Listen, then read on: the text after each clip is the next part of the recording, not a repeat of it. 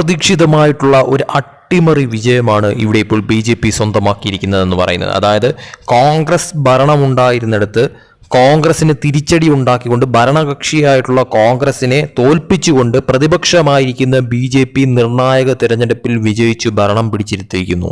അതായത് ജോഗീന്ദ്ര central co operative bank തെരഞ്ഞെടുപ്പിലാണ് ഇപ്പോൾ പ്രഖ്യാപിച്ച 6 ഡയറക്ടർ തസ്തികകളിൽ 4 നേടിക്കൊണ്ട് പ്രതിപക്ഷമായിരിക്കുന്ന BJP നിർണായക വിജയം നേടി ഭരണകക്ഷിയായിട്ടുള്ള കോൺഗ്രസിനെ കനത്ത തിരിച്ചടി നൽകിയിരിക്കുന്നത്. ഇപ്പോൾ വിജയികളിൽ 4 മുൻ ചെയർമാൻമാരായ വിജയ് താക്കൂർ, സഞ്ജീവ് കൗശൽ, ലാജ് കിഷോർ, യോഗേഷ് ഭാരതിയ എന്നിവർ യഥാക്രമം കണ്ടഘട്ട്, ഡൂൺ, ധരംപൂർ, നളഗഡ് സോണുകളിൽ നിന്ന് വിജയിക്കുകയായിരുന്നു. കൗശലും ഭാരതിയെയും എതിരില്ലാതെ വിജയിച്ചപ്പോൾ സോളൻ MLAയും മുതിർന്ന ക്യാബിനറ്റ് മന്ത്രിയുമായ ഡോക്ടർ DR ഷാൻഡിലിൻ്റെ കീഴിലുള്ള ഒരു സെഗ്മെന്റായ കണ്ടഘട്ടിൽ വിജയ് താക്കൂർ കോൺഗ്രസിന്റെ രാജേഷ് താക്കൂറിനെ പരാജയപ്പെടുത്തുകയായിരുന്നു. സോളർ സോണിൽ BJPയുടെ ലക്ഷ്മി കോൺഗ്രസിന്റെ ശക്തനും മുൻ ചെയർമാനുമായ മോഹൻ മേത്തയെ പരാജയപ്പെടുത്തിയത് ശ്രദ്ധേയമായിട്ടുള്ള ഒരു അട്ടിമറി വിജയമായിരുന്നു അവിടെ BJP സ്വന്തമാക്കിയത്. കോൺഗ്രസ് തോറ്റുപോവുകയായിരുന്നു അവിടെ. കുനിഹാർ മേഖലയിലായിരുന്നു കോൺഗ്രസിന് ആശ്വാസം പകരുന്ന ഏക മേഖല എന്ന് പറയുന്നത്. അതായത് BJPയുടെ കിരൺ കൗണ്ടലിനെയും സ്വതന്ത്ര സ്ഥാനാർത്ഥിയെയും പരാജയപ്പെടുത്തിക്കൊണ്ട് റോഷൻ ലാൽ വിജയിക്കുകയായിരുന്നു അവിടെ.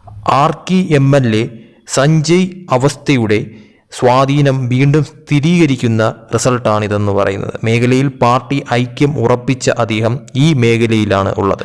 നലഗഡിൽ BJPയുടെ യോഗേഷ് ഭാരതിയ ഏകകണ്ഠമായി തിരഞ്ഞെടുക്കപ്പെട്ടതിനാൽ കോൺഗ്രസിന് ഒരു സ്ഥാനാർത്ഥിയെ പോലും നിർത്താൻ കഴിഞ്ഞില്ല എന്നുള്ളതും ഹൈലൈറ്റാണ്. കോൺഗ്രസ് MLA ആയിട്ടുള്ള ഹർദീപ് ബാവ പ്രതിനിധീകരിക്കുന്ന മണ്ഡലമാണിത്. സോളൻ ജില്ലയിലെ 5 നിയമസഭാ സീറ്റുകളായ കസൗലി, ഡൂൺ, നലഗഡ്, സോളൻ, കണ്ടഘട്ട് എന്നിവിടങ്ങളിൽ കോൺഗ്രസിന് വിജയം നേടാൻ കഴിഞ്ഞില്ല. തോൽവിയായിരുന്നു ഇവിടങ്ങളിലൊക്കെ തന്നെ.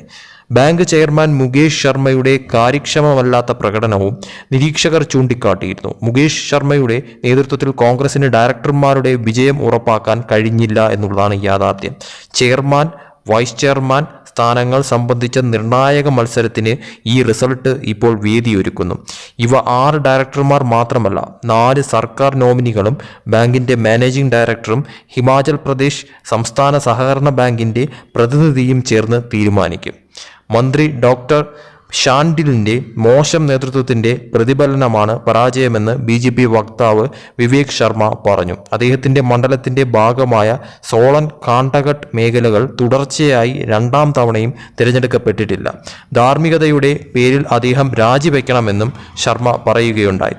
എന്തായാലും കോൺഗ്രസിന് കനത്ത തിരിച്ചടിയാണ് ഇപ്പോൾ ലഭിച്ചിരിക്കുന്നത് എന്നുള്ളത് വ്യക്തമാണ്. അതായത് ഭരണപക്ഷമായിരിക്കുന്ന സ്ഥലത്താണ് കോൺഗ്രസ് ഇപ്പോൾ തോൽവി ഏറ്റുവാങ്ങേണ്ടി വന്നിരിക്കുന്നത്. അതായത് പ്രതിപക്ഷമായിട്ടുള്ള BJP ഭരണം അട്ടിമറിക്കുന്ന തരത്തിലോട്ട് 4 സീറ്റുകളും നേടി വിജയിക്കുകയായിരുന്നു എന്നുള്ളത് കോൺഗ്രസിനെ സംബന്ധിച്ചിടത്തോളം ഞെട്ടലുണ്ടാക്കുന്ന ഒരു കാര്യം തന്നെയാണെന്ന കാര്യത്തിൽ സംശയമില്ല. അതോടൊപ്പം തന്നെ ഹിമാചൽ പ്രദേശിൽ കോൺഗ്രസിനെ സംബന്ധിച്ചിടത്തോളം നിലവിലത്തെ സാഹചര്യത്തിൽ വളരെ വലിയ തോതിലുള്ള ഒരു തിരിച്ചടിയും BJPയെ സംബന്ധിച്ചിടത്തോളം പ്രതിപക്ഷമായിരിക്കുന്ന BJPക്ക് നിലവിലത്തെ ഈ ഒരു സാഹചര്യത്തിൽ ഇത് വളരെ വലിയ തോതിലുള്ള ഒരു വിജയ നേട്ടമാണ് നേടാൻ സാധിച്ചിരിക്കുന്നത് എന്നുള്ളതും വ്യക്തമായി പറയാൻ സാധിക്കുന്ന ഒരു കാര്യം തന്നെയാണ്.